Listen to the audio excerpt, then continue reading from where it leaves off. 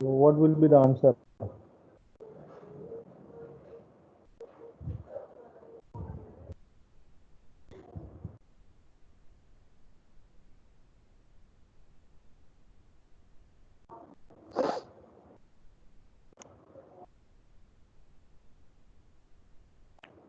So, waiting for the answer.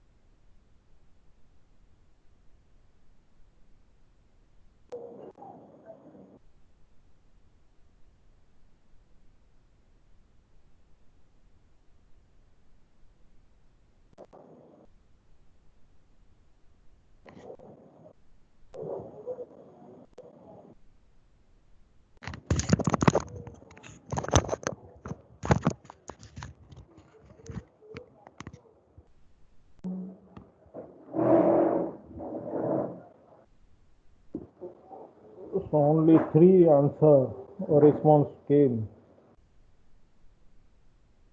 out of 45.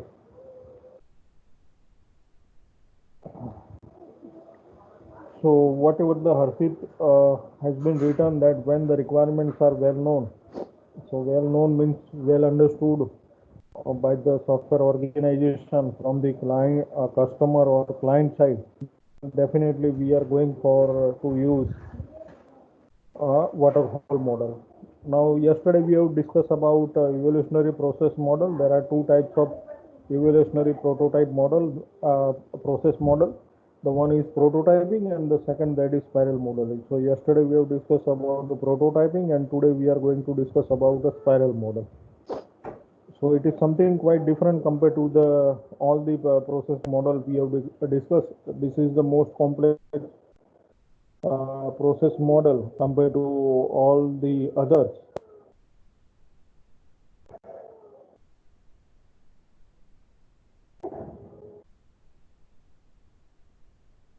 So, uh, so it is look like as a one spiral. All of you are knowing about what exactly the spiral.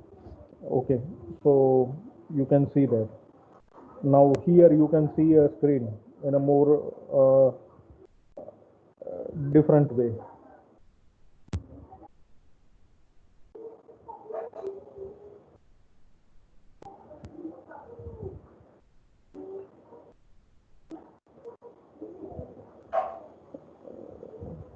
So is it visible? Harshit, Harshit. Yes, sir.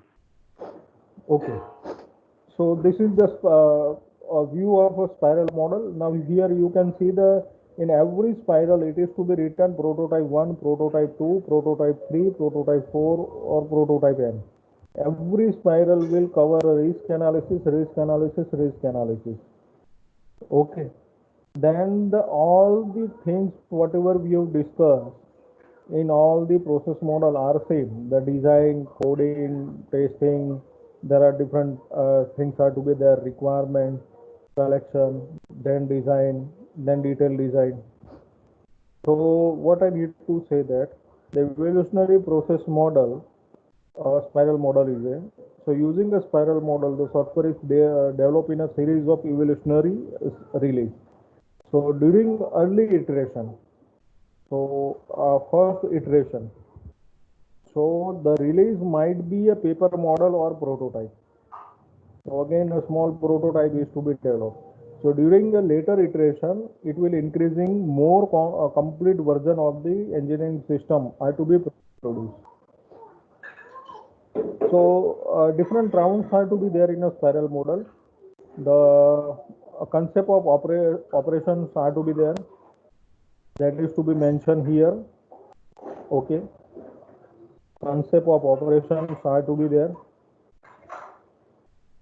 Then the software requirement that already you have known in a waterfall or other process model. The software product design, then detailed design, then code, unit testing will be there, integration and testing will be there, acceptance test and implementation.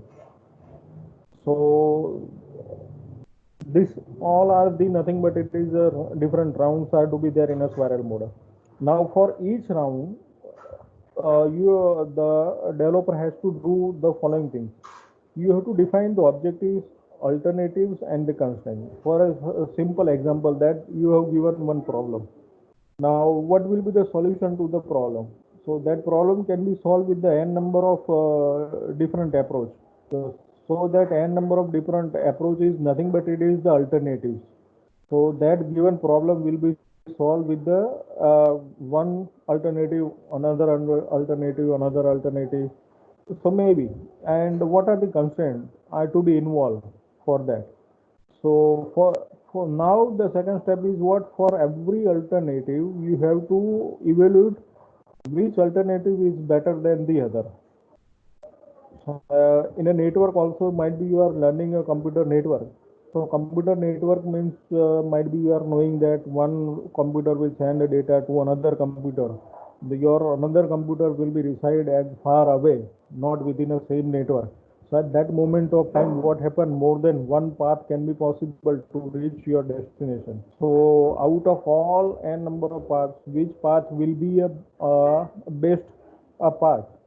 So that you have to identify. So here the same way, whatever the problem is to be there, based on the problem, what are the different solutions can be possible. So out of that solution, which is the best alternative, that you have to identify. Again, you have to give the priority, and also the most important word is that you have to resolve the risk. So you have to develop a prototype based on that, and you have to plan for the next round. So this is all about a spiral model. Those things are to be you have to understood. So process is conceived as a spiral rather than the sequence of activities with the backtracking.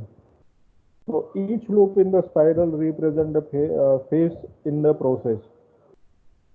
So here no fixed phase such as the specification or design. So loops in the spiral are chosen depending on what is to be required. Risks are explicitly assessed and resolved throughout the process. So spiral model is nothing but it is a iterative approach. So it will provide a framework for designing the software production process. It will guide the risk levels in the project in hand. The model is viewed as a meta model. So one most important thing is that when the user requirements are not well understood and the risks are high, that time people are going for a spiral model. Now, what do you mean by risk? So, if I'm developing one project in which the financial activities are to be there, so the financial aspects are to be involved in my system, then definitely the risk parameters are to be there. Now, you can imagine that you are developing a one jewelry management software. So the jewelry management software will contain more than 10,000 jewelry products are to be there. So the jewelry, how to decide the price for each and every product? So we cannot able to decide the price of each and every product in a fixed way because it is totally depend on the everyday's gold and silver price. So every day your system has to take the price of gold or silver from the external input, and based on that all 10,000 item price are to be calculated. Now you can imagine that how much difficult task is to be there. We have created a software. That software will take a input every day from the external site or external source, and based on that all 10,000 items price are to be calculated. Now it is more difficult task. So obviously the risk parameter are to be there. If you are developing a one banking application in which today's interest rate on a saving account will be 4 point something, and tomorrow the RBI will declare it is to be reduced 3.5, so automatically the reduced parameter will be applicable from the next day. So your system will able to take this risk and able to accommodate this 3.5. So the inner spiral will focus on identifying the software requirements and the project risk. So it may also incorporate a prototyping. So here you can see the concept of operations are to be there, then software requirements are to be there, then requirements are to be validated, then development plan will be there. So this is one spiral. Then in another spiral the product design will be there, then design to be in a more detailing view are to be there, then testing will be there. The outer spiral takes on a classical waterfall approach. So after requirements have been defined, but the permit iterative growth of the software. So it will operate a risk-driven model. Go on decision occur after each complete spiral in order to react the risk determination. So it will require considerable expertise in a risk assessment. So obviously, when I'm going for a spiral model, my team need to be a expert team to be there. So it serves as a realistic model for large scale software development. So spiral model is suitable for development of technical challenging software products that are level of several kind of risks. So following steps are used in a model for each phase. So as already we have said, you have to set objectives. So objective is nothing but it is a combination of what is your goal, alternatives, and the constraints. Then the risk assessment. The key risk identify and the risk reduction steps taken. So develop and validate. Use an appropriate development model. Then it will come to the planning. So the review of project go on for the next phase. So you have to make a planning. So for in the next phase, what you are going to be added. So spiral model will focus on addressing the risk. So this is done incrementally. So first, fewer are to be added. Then in the next phase, another more are to be added like this way. So the main question: what is the highest risk? So the spiral model contains a set of activities. This set of activities apply to a couple of so-called different rounds are to be there. So set of activities in a spiral model. So it determines the objective and constraint. Now you have to evaluate the alternatives, identify the risks, assign the priorities to your risk. So whatever the n number of risk priority are to be there, based on that n number of risks, you have to identify that which will be the first priority, second priority, third priority, like this way. Then you have to develop a prototype for each risk, starting with the highest priority. Follow the waterfall model for each prototype development. If risk has been resolved, then evaluate the result and plan for the next round. So within that first phase, if your risk is to be resolved, then you have to evaluate the result and you have to go for the next round. If risk cannot be resolved, then you have to terminate the project. That is, what are the advantages? So it will focus the attention of reuse option. So it will focus the attention of early error elimination. So obviously at the early stage we are able to identify whether our risk is resolved or not. So it will push the quality objectives upfront. So it will integrate the development and maintenance. So it will provide a framework for hardware and software development.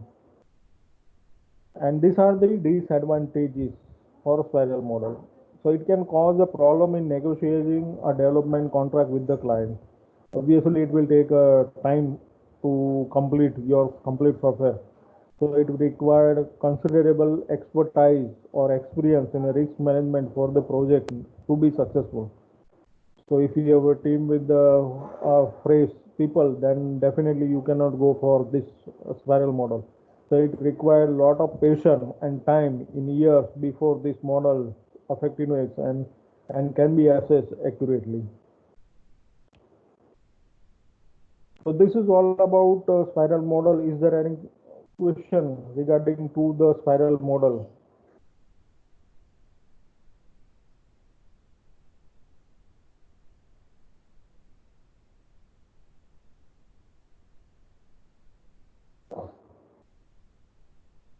Yes, the risk can be anything. I am talking about only a financial sector. Risk can be anything. So risk can be a privacy also, security mechanism also. So any kind of risk are to be there. So whether your project will contain a number of risks, then definitely people are going for the spiral model. So any other question related to a spiral model?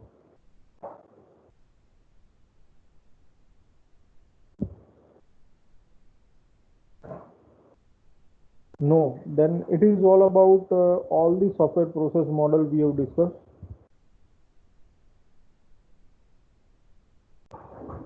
Okay, so that is the what I need to say, that is the end of unit number 1 of your syllabus.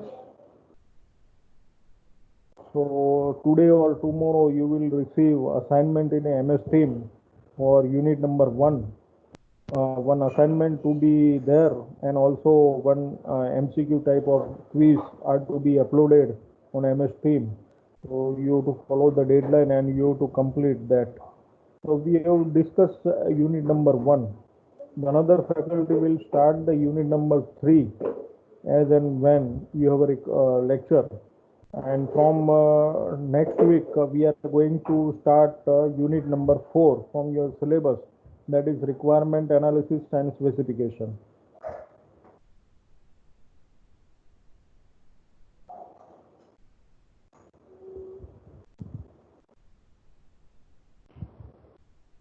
So these are the list of the different questions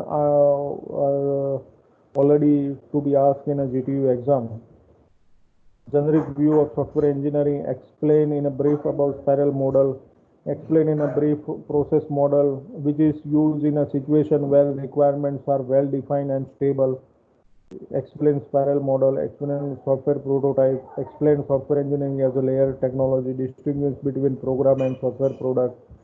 What do you mean by software model? Explain increment model for system development, differentiate with the spiral model, draw and explain process framework. How do we define software engineering? Define software engineering layers. So these are the different questions and more are to be there. Okay. Any other question from unit number 1?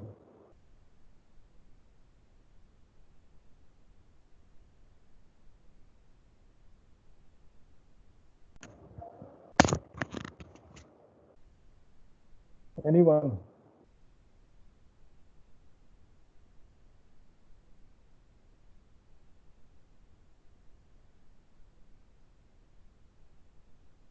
So any question from unit number 1?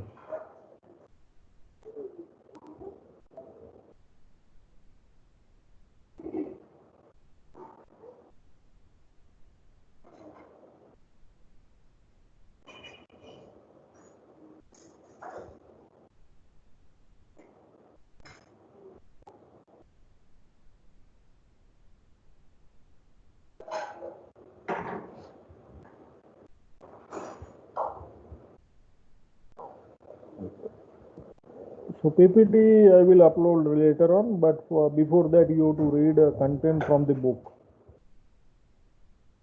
because the PPT cannot give you the more detailing about the content what we are discussing.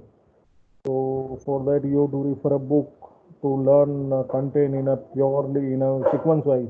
The book already I have suggested either that all the textbook your syllabus is part from the one book that is software engineering Roger Pressman. The another reference book you can use software engineering Rajiv Mall. So that Rajiv Mall is a what I said that it is an Indian author. So the language you are able to understood in a proper way. So any question from complete unit 1?